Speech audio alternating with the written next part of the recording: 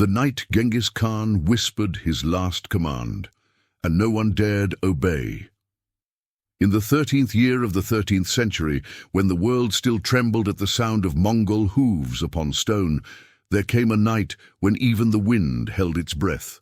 The desert of the western Shia stretched endlessly beneath a sky heavy with unspoken prophecies, and in that vast expanse of sand and shadow, the greatest empire the world had ever known prepared to witness the end of its beginning. The Mongol camp spread like a constellation of amber lights across the darkness, 10,000 fires flickering against the eternal cold of the steppe night. Yet for all its vastness, for all the countless warriors who had followed their Khan across rivers of blood and mountains of bone, the camp seemed somehow diminished, as though the very earth knew that something immeasurable was about to pass from the world forever. In the heart of this empire of felt and leather, of steel and sinew, stood a tent that had sheltered the dreams of conquest and the nightmares of nations.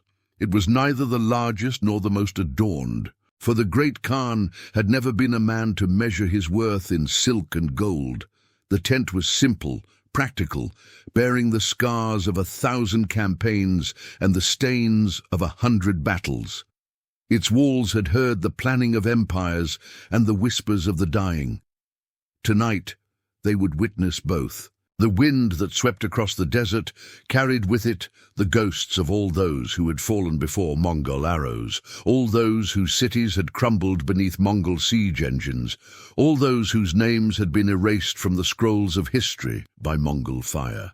It was a wind that spoke in a language older than words, a language that the great Khan had learned to understand in the long years of his dominion over the world's suffering. Inside the tent, where the shadows danced like the spirits of conquered kingdoms, Genghis Khan lay upon a bed that had once belonged to an emperor whose name no longer mattered. His body, that vessel which had carried the fury of the steppes across continents, had become a stranger to him. The flesh that had once been iron was now yielding. The bones that had once been unbreakable were now singing their song of mortality. His breathing came in measured whispers, each exhalation a small surrender to the inexorable truth that even gods must die. The great Khan's eyes, those eyes that had looked upon the Caspian Sea and declared it too small, that had gazed upon the walls of Beijing and seen only obstacles to be removed, now stared upward at the felt ceiling of his tent as though it were the dome of heaven itself. In those eyes burned still the fire that had consumed nations, but it was a dying fire now, flickering like the torches that stood sentinel around his bed. He had felt death approaching for days, had recognized its scent on the wind like a hunter recognizing the track of familiar prey.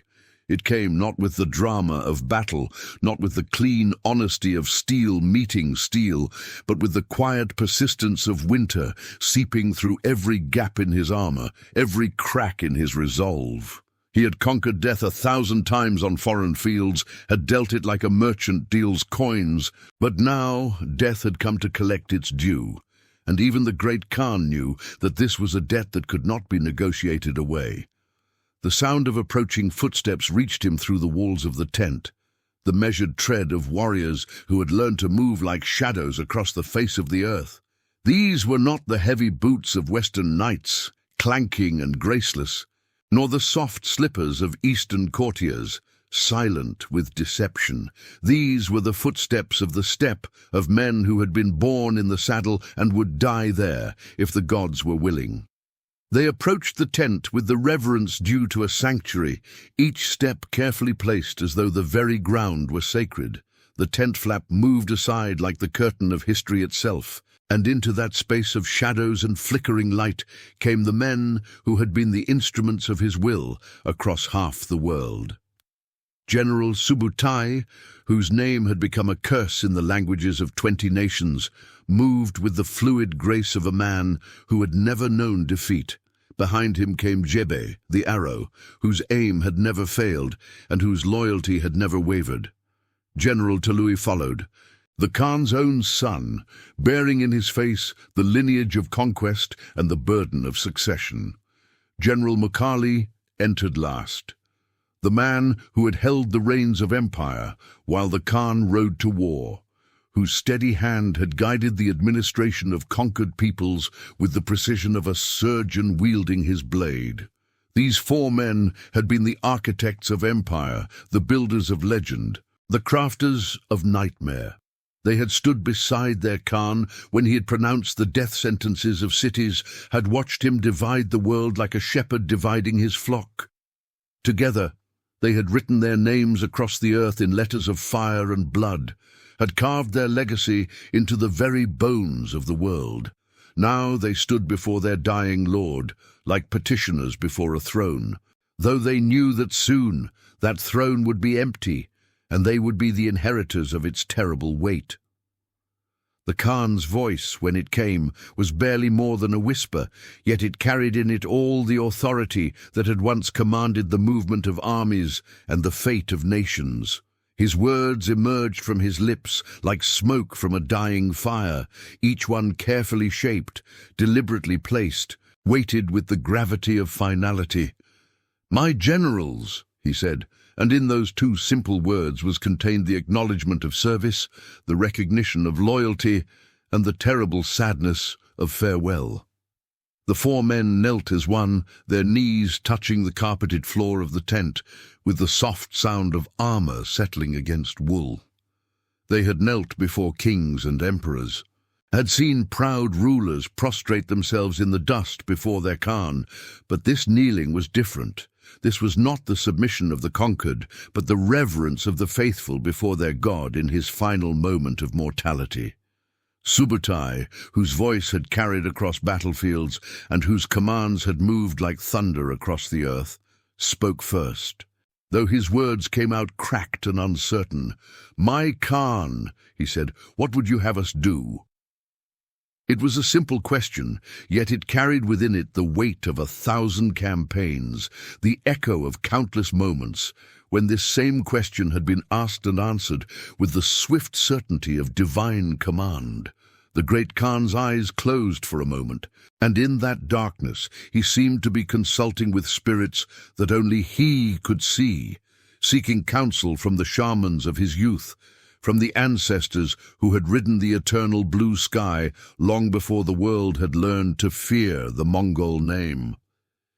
When his eyes opened again, they held a clarity that seemed to burn through the shadows of the tent, like starlight piercing the darkness of the steppe. "Listen well," he whispered, and his voice carried in it the sound of wind across empty places, of hooves on distant soil, of the last breath of conquered cities. "For what I am about to tell you must never be spoken again after this night. It must live only in the silence between your heartbeats, in the pause between your thoughts, in the space where words dare not tread." The generals leaned forward, drawn by the magnetic pull of their Khan's final will, their faces masks of concentration and growing dread. They had heard him speak of victory and defeat, of strategy and slaughter, of the rise and fall of kingdoms, but never had his voice carried this particular quality of otherworldly command. It was as though he spoke not as a man giving orders to other men, but as a force of nature dictating the laws that would govern the universe itself. "When I am gone," the Khan continued, his words emerging like drops of blood from a mortal wound, "when my breath has joined the wind and my eyes have closed upon the world of men, you will do this thing that I command. You will take my body, but you will not honor it as men honor the dead. You will not build for me a monument of stone, nor carve my deeds upon tablets for future generations to read. You will not inter me in a tomb where pilgrims might come to lay their offerings and speak my name in reverence." The silence in the tent became absolute, as though the very air had thickened into something solid, something that pressed against the lungs and made breathing an act of conscious will. The generals remained motionless, frozen in their postures of attention, but their eyes betrayed the growing terror that was taking root in their hearts like a poison vine. "Instead," the Khan whispered, and his voice now carried the chill of the grave itself, You will erase me from the world. You will take my body to a place that no map will mark, that no chronicle will record, that no song will celebrate. You will bury me so deep and so completely that the earth itself will forget that I ever walked upon its surface. You will kill every man, woman, and child who sees my funeral procession. You will slay every horse that bears my corpse, every dog that follows my scent, every bird that flies overhead when my body passes beneath the sky. Tului, the Khan's own son, made a sound that was part gasp and part sob, a noise that seemed to tear itself from his throat without his consent. His hands, which had held weapons since childhood, which had never trembled before any enemy, began to shake like leaves in a winter wind. "Father," he whispered, the word falling from his lips like a stone dropped into a bottomless well. "Surely you cannot mean—" But the Khan's eyes silenced him with a look that could have frozen the blood in a man's veins. "I mean exactly what I say," he replied, and though his voice remained a whisper, it carried in it all the implacable authority that had once commanded the obedience of millions. "More than this, you will ensure that my name dies with me.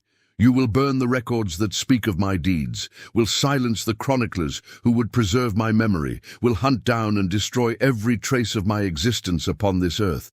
The empire will continue, but it will continue as though I had never been." General Jabi, whose loyalty had been tested in 100 battles and had never once been found wanting, raised his head with visible effort, as though the weight of what he was hearing had become a physical burden upon his shoulders. "My Khan," he said, his voice barely audible above the sound of his own breathing, "to do such things, to deny you the honor that is your due, it would be to betray everything we have fought for, everything we have built in your name." The great Khan's lips curved into something that might have been a smile, though it carried no warmth, no comfort, no hint of human kindness. It was the smile of a man who had looked into the heart of eternity and had seen there something that others could not bear to glimpse. "Honor?" he repeated, and the word seemed to hang in the air like smoke. "I have had honor enough for 1,000 lifetimes. I have been praised and feared, worshipped and cursed, celebrated and mourned. But honor is a burden that the dead cannot bear, and I would be free of it."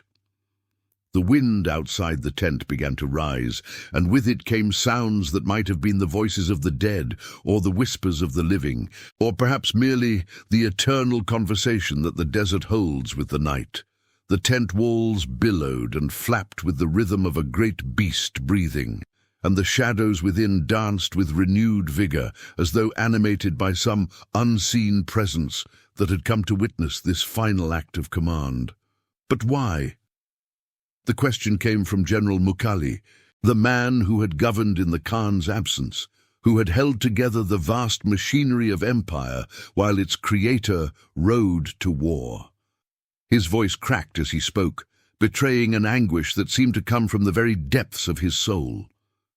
"Why would you command us to commit such sacrilege against your memory?" Ulba, the great Khan, turned his gaze upon Mukali, with eyes that seemed to hold within them all the wisdom and all the sorrow of the ages. "Because," he said, and his voice now carried the weight of prophecy, "memory is a chain that binds the living to the dead. It is a burden that grows heavier with each passing year, that distorts the truth until legend becomes lie and lie becomes legend.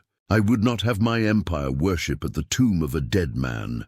I would not have my people become slaves to the ghost of their conqueror." He paused, his breathing becoming more labored, each inhalation a struggle against the gathering darkness. When he spoke again, his words came slowly, deliberately, like drops of water falling from a stalactite into the measureless depths of a cave. "I have seen what becomes of empires that deify their founders. I have watched kingdoms crumble beneath the weight of ancestral reverence, have seen peoples paralyzed by the fear of betraying the memory of the dead. I will not allow such a fate to befall what I have built." The Khan's hand, that hand which had held the reins that guided the destiny of nations, moved slowly across the coverlet that lay upon his bed. His fingers, still bearing the calluses of a lifetime spent gripping sword hilts and bowstrings, traced patterns in the fabric as though writing words in a language that only he could read. "The empire must survive me," he continued, "but it must survive as a living thing, not as a monument to the dead.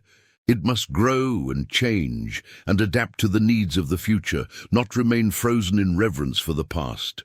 Subutai, who had commanded armies across the steppes of Asia and the plains of Europe, who had seen cities burn and kingdoms fall, found himself weeping without shame. The tears ran down his weathered cheeks like rivers cutting channels through ancient stone, and his voice, when he finally found it, was thick with grief. "But without your name, without your memory, how will men know what we accomplished? How will they understand the magnitude of what we built together?" The dying Khan's eyes softened for a moment, and in them appeared a glimpse of the man who had once been simply Temujin, a boy on the steppes, who had dreamed of uniting the scattered tribes under one banner. "They will know it in the peace that follows war," he said, his voice now gentle as a father speaking to a beloved child. "They will know it in the roads that connect distant lands, in the trade that flows like water between peoples who were once enemies, in the laws that protect the weak from the strong. They will know it not because they remember my name, but because they live in the world that my name made possible." The tent fell silent again, save for the sound of the wind and the soft crackling of the torches that stood guard around the Khan's deathbed.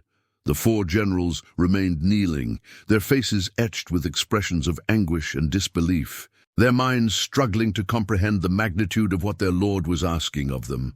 They had followed him into battles that seemed impossible, had obeyed commands that defied reason and logic, had trusted in his wisdom even when that wisdom led them into the jaws of death itself. But this was different. This was not merely a command to face death, but a command to deny life itself, to erase from existence the very source of their purpose and meaning. "I know the weight of what I ask," the Khan said, as though he could read the thoughts that warred within their hearts. "I know that to obey this command will be to carry a burden that will make every victory feel like defeat, every triumph taste like ash in your mouths. But this is the final test of your loyalty, the ultimate proof of your devotion. Can you love me enough to let me disappear? Can you serve me so completely that you will ensure I am forgotten?" Tolui, the Khan's son, raised his head with visible effort, his face a mask of pain that seemed to age him decades in the span of moments. "And if we refuse?" he asked, though the words seemed to cost him enormous effort to speak. "If we cannot bring ourselves to commit such destruction of your legacy?" The great Khan's response came without hesitation, without anger, without surprise. It was as though he had expected this question, had perhaps hoped for it. "Then you will prove that you never truly understood me at all," he said, and in his voice was a sadness deeper than the graves of all the men who had died in his service. "You will show that you saw in me only a man to be worshipped rather than a vision to be fulfilled. You will demonstrate that your loyalty was to my person rather than to my purpose." The wind outside rose to a howl, and with it came the sound of the camp stirring, of horses snorting and stamping in their lines, of sentries calling out the watch. But within the tent, time seemed to have stopped entirely, as though this moment existed outside the normal flow of hours and days, suspended in a space between the world of the living and the realm of the dead. "I do not ask this thing lightly," the Khan continued, his voice growing weaker but no less resolute. "I know that you will be haunted by this command for the rest of your days, that you will wake each morning with the weight of it upon your hearts, that you will go to your own graves carrying the secret of what became of me. But this is the price of true loyalty, the cost of perfect service. This is what I demand of you, not for my sake, but for the sake of everything we have built together." The great Khan's breathing became shallower, and the spaces between his words grew longer, as though he were already beginning to slip away into whatever realm awaits the spirits of the dead. But his eyes remained fixed upon the faces of his generals, searching for some sign that they understood, that they accepted, that they would find the strength to do what he commanded, even though it would break their hearts to do it. "Swear to me," he whispered, and his voice now was like the sound of leaves rustling in an autumn wind. "Swear to me that you will do this thing. Swear that you will erase me from the world so completely that future generations will debate whether I ever existed at all. Swear that you will bury my memory so deep that even the shamans will forget to call my name when they speak with the spirits of the ancestors." The four generals looked at one another, their faces reflecting the torment that raged within their souls. They had sworn many oaths in their service to the Khan, had pledged their lives and their deaths to his cause, had promised to follow him into the very mouth of hell if he commanded it. But this oath seemed to demand not just their lives, but their very souls. Subutai was the first to speak. His voice, barely more than a whisper, carried on the wind that swept through the tent. "I swear," he said, and with those two words he seemed to diminish, as though the oath itself had stolen something vital from his being. "I swear by the eternal blue sky, and by the sacred earth beneath it, by the spirits of my fathers and the hopes of my sons, that I will do as you command." Jebi followed, his words coming out like drops of blood from a mortal wound. "I swear," he said, and his hand moved instinctively to the bow that had never failed him, as though seeking comfort from its familiar presence. "I swear by the arrows that have never missed their mark, and by the enemies that have fallen before your will, that I will see your command fulfilled." Mukali's oath came next, torn from his throat like a confession extracted under torture. "I swear," he whispered, "by the cities that have opened their gates at your approach, and by the peoples who have knelt before your throne, that I will carry out your final will, though it cost me my sanity and my peace."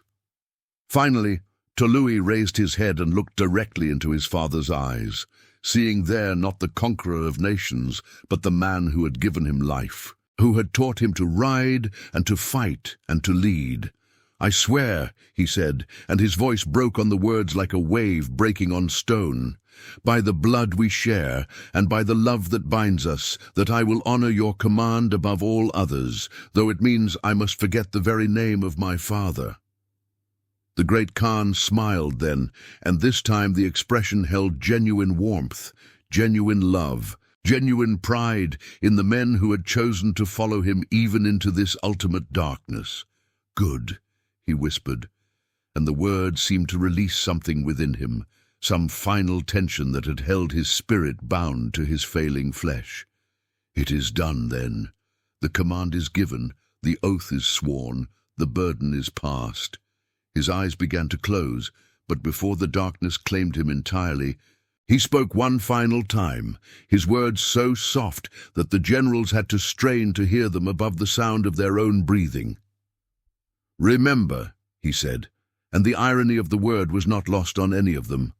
"Remember that forgetting is sometimes the greatest act of love. Remember that silence can speak louder than any song. Remember that the truest monument to a man's life is not carved in stone, but built into the lives of those who come after him." With those words, the great Khan's breathing stopped, and the silence that followed was absolute, as though the entire universe had paused to mark the passing of its most terrible and most beloved son. The torches continued to flicker, the wind continued to blow, the camp continued its nightly routine, but within the tent where the conqueror of the world had just drawn his final breath, time itself seemed to have died. The four generals remained kneeling for long minutes, none of them daring to move, none of them willing to be the first to acknowledge that their lord was gone. They stared at his still form as though expecting him to rise at any moment, to laugh and tell them that this had all been some elaborate test of their devotion. But the Khan's chest no longer rose and fell. His eyes no longer reflected the light of the torches, and the terrible silence stretched on like an eternity. Finally, Subutai rose to his feet, his movements slow and deliberate, like those of a man walking through deep water. "It is finished," he said, and the words seemed to hang in the air like a funeral dirge. "The great Khan is dead." The other generals rose as well, their faces pale and drawn, their eyes reflecting the horror of what they had sworn to do. They looked at one another with the expressions of men who had just been sentenced to a lifetime of unbearable guilt, who had been tasked with a duty that would haunt them to their dying days. "We must begin," Mukali said, his voice hollow and empty. "We must do what he commanded, though our hearts break to do it." And so began the most terrible night in the history of the Mongol Empire. A night when 4 men who had built their lives around loyalty and honor were forced to commit what felt like the ultimate betrayal, even though they knew it was the ultimate act of obedience. They worked through the dark hours with the mechanical precision of men who had learned to function despite unbearable pain, wrapping their lord's body in simple felt, preparing the funeral procession that would take him to a grave that no man would ever find. They selected the most trusted men from among their ranks, warriors who had proven their discretion and their loyalty in 100 battles.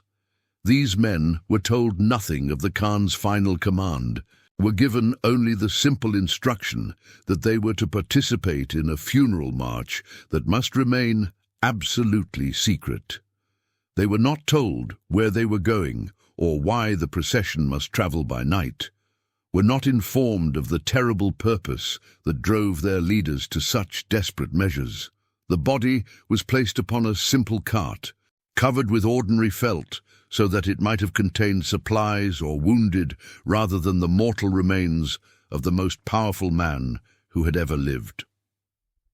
The procession set out from the camp in the darkest hour of the night, when even the sentries dozed at their posts, and the very stars seemed dimmed by the weight of the secret they carried.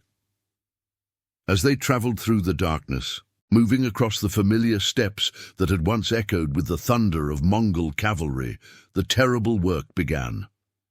True to their oath, the generals ordered the death of every living thing that witnessed their passage, shepherds tending their flocks in the night, travellers making their way between distant settlements, even the dogs that barked at their approach.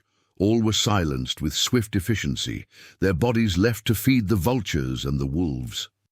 The men who carried out these killings did so with the blank expressions of soldiers following orders, but their leaders, the 4 generals who knew the true purpose of this slaughter, bore on their faces the marks of men being slowly destroyed by the weight of their own consciences. Each death they ordered was a blade driven into their hearts, each act of violence a betrayal of everything they had believed about honor and duty and the proper treatment of the dead. They traveled for 7 days and 7 nights, always moving under cover of darkness, always leaving behind them a trail of silence and death. The cart, bearing the Khan's body, rolled onward with the inexorable persistence of fate itself, its wheels crushing the grass and flowers of the steppe, marking a path that would be forgotten as soon as the wind erased their tracks. On the 7th night, they reached a place that seemed to exist outside of geography itself, a hidden valley where the grass grew thick and green, where a small stream bubbled up from underground springs, where the mountains rose on all sides like the walls of a secret sanctuary. It was here, in this place that appeared on no map and bore no name, that they finally stopped. The grave they dug was simple, unmarked, indistinguishable from the hundreds of similar depressions that might be found across the steppes where animals had died or where the earth had settled after winter floods. They placed the Khan's body in the earth with no ceremony, no prayers, no words of farewell. They filled the grave quickly, efficiently, and when they were done, they scattered grass seed over the disturbed soil so that by the following spring no trace would remain of what lay beneath. The men who had dug the grave were killed immediately afterward, their bodies buried in unmarked graves of their own. The horses that had pulled the funeral cart were slaughtered and their carcasses burned. Even the cart itself was broken apart and its pieces scattered to the four winds. Nothing remained to mark the passage of the funeral procession except the memories of the four generals who had sworn the terrible oath. They returned to the camp as the sun rose on the 8th day, their faces set in expressions of grim determination, their eyes holding secrets that would never be spoken aloud. To the army that awaited them, they announced simply that the great Khan had died in the night, that his body had been taken for burial according to his final wishes, that the empire would continue under new leadership. They said nothing of the location of the grave, nothing of the command to erase all traces of their lord's existence, nothing of the oath that would bind them to silence for the rest of their lives. In the days and weeks that followed, the work of erasure began in earnest. Records that bore the Khan's name were destroyed. Chronicles that told of his deeds were burned. Monuments that celebrated his victories were torn down. The men who carried out this destruction did so with the mechanical efficiency of soldiers following orders. But their leaders watched each act of vandalism with the hollow eyes of men who had sold their souls for the sake of loyalty. The empire continued to function, continued to expand, continued to prosper, but it did so as though its founder had never existed. New legends arose to fill the void left by the erasure of the old. New heroes emerged to take the place of the forgotten conqueror. New names were carved in stone where once the Khan's name had stood. The machine of empire rolled onward, but its creator had been excised from its memory as completely as a surgeon excises a tumor. Years passed, and then decades, and the four generals who had sworn the terrible oath aged and died, each taking his portion of the secret to the grave. Their sons and their grandsons inherited the empire, but not the knowledge of its true origins.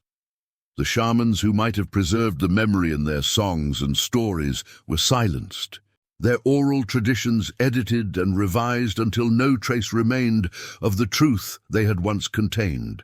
And so it was that the greatest conqueror in the history of the world achieved his final victory, the conquest of memory itself, the subjugation of history to his will. He had asked to be forgotten, and his command was obeyed with the same absolute fidelity that had characterized every order he had ever given. His name disappeared from the chronicles of men as completely as though he had never drawn breath. His deeds were attributed to others or dismissed as legends. His very existence became a matter of speculation and debate among scholars who had no way of knowing that they argued about a ghost. Yet perhaps in the end, the Khan's final command was not the cruel deletion of memory that it had seemed to his grieving generals. Perhaps it was instead the ultimate expression of love for the empire he had built, the final gift of a man who understood that sometimes the greatest service a leader can perform is to step aside and allow his creation to grow beyond the shadow of its creator. The empire that survived his forgetting was stronger for having been freed from the weight of his memory, more flexible for not being bound by reverence for his methods, more capable of adaptation because it was not paralyzed by the fear of betraying his legacy. The roads he had built continued to carry trade between distant lands. The laws he had established continued to protect the weak from the strong. The peace he had imposed continued to allow peoples to flourish who had once lived in constant war. And in the end, perhaps that was monument enough for any man, not a tomb carved from marble or a statue cast in bronze, but a world transformed, a civilization elevated, a legacy that lived not in the memory of his name, but in the reality of what his name had accomplished. The great Khan had asked to be forgotten, and in forgetting him, the world had remembered everything that truly mattered about what he had achieved. In the hidden valley, where his bones rest beneath the grass, the seasons turn as they always have. The stream continues to flow as it did before his birth, and as it will long after his memory has faded entirely from the minds of men. The wind that blows across his unmarked grave carries no whispers of his name, speaks no legends of his conquests, sings no songs of his glory. It is simply wind, eternal and anonymous, free from the burden of memory and the weight of history. And perhaps, in that final anonymity, in that ultimate silence, the great Khan found at last the peace that had eluded him in all his years of conquest and command. Perhaps in being forgotten, he achieved the only victory that had ever truly mattered, the victory over his own mortality, the triumph of purpose over personality, the conquest of eternity itself. The night wind continues to blow across the steppes where once his armies rode, but it carries no echo of their thunder. The grass grows green over graves that bear no names, and the stars shine down on an empire that has forgotten its founder.